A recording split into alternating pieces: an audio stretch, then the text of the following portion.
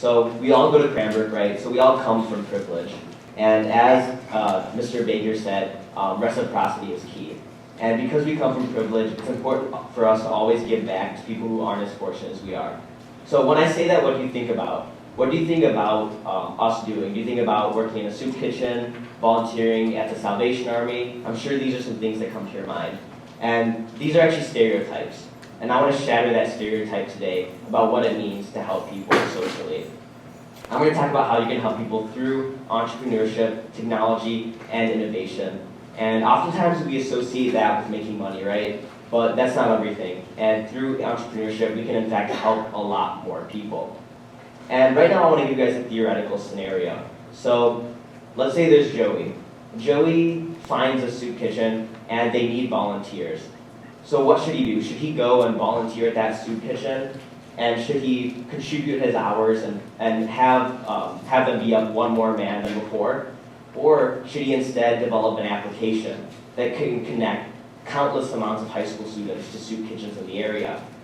And there's definitely a trade-off there, right? I mean, you can help people personally and develop a great personal bond. Or you can create technology and innovate to help many, many more people. So this is a trade-off. And I want to tell you guys about some experiences that I've had about innovation and entrepreneurship and how I've helped a lot of people. So in summer of 2014, I went to an incubator program at MIT called Launch. And there, I went and started a company, and I had the goal of solving one problem. So I'll give you guys a quick elevator pitch right now.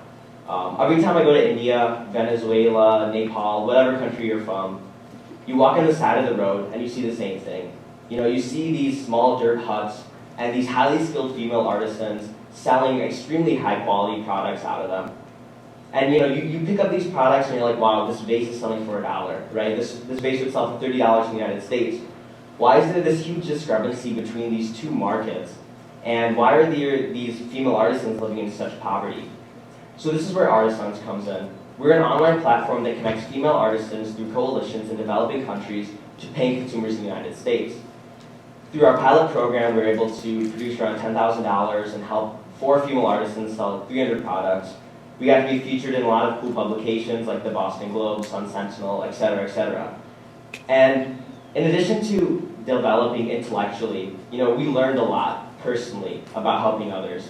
And I want to break down the situation and what exactly we did. So normally, if I noticed that there were female artisans in poverty in Venezuela, what would I have done? I probably would have gone around the school, collected money, collected checks, and flown out to Venezuela and helped them physically sell their products.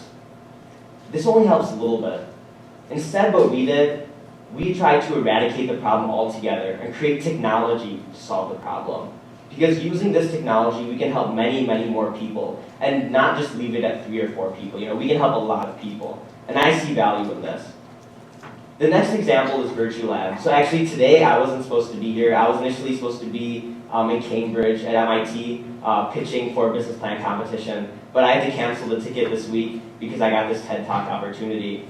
And the rest of my team is actually there. They'll be presenting around 3 o'clock, and I'll actually be live streaming it. So our company is Virtual Lab, bringing the classroom wherever you are and immersing you in the classroom, even if you don't have the resources to.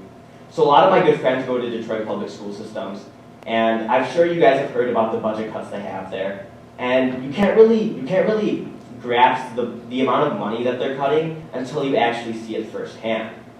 So, for example, at Cranbrook, it costs $500 per year to have one student do the labs for an entire year. And this adds up, right? In Detroit, there's 50,000 to 100,000 students in the school system. This can come out to be $10, $20, $30 million expenditure. So oftentimes in the DPS system, students aren't able to do simple labs that are essential to learning. So what we did is we created the concept that we can create immersive experiences through Google Glass and the Oculus Rift, which is fit over your eyes, and immerse you in different lab environments and different essential learning experiences that you need to have before you graduate high school. And you know, we thought about this and like, how cool would it be if you could just go to a museum in Spain? You could go to MoMA, right? And you could walk around, but still be in your classroom. You could have all the vital lab experiences you want to have, but still be in your classroom, despite not having as much money as your school should have. So I'm going to break this situation down.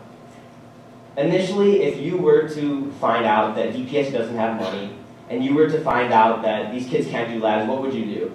You'd probably gather some lab equipment from Cranbrook, gather some money, get some jars of change, whatever it is, collect checks, and you'd go and volunteer at the DPS school system. How much does that really help? That's temporary alleviation, right? You're helping one school, and you're only helping them temporarily. Instead, what we try to do is we try to eradicate the problem altogether and help countless amounts of school. And I see value in this. I really do see value in this because in addition to helping people, you also develop intellectually. I've learned a lot of different programming languages through a lot of our projects. I've learned a lot of business skills through our projects, and I think that's really valuable. And I want to end on the note that we all have access to the internet, and the internet is the key to connectivity. You can connect to 1 billion people on the internet, and you can learn whatever you want to learn through the internet. So essentially, you could go out right now, you could create the next big technology or innovation to help as many people as you want to help. Don't feel limited in helping people in personal ways. You can create things that help people. And that's what I see value in. Thank you guys.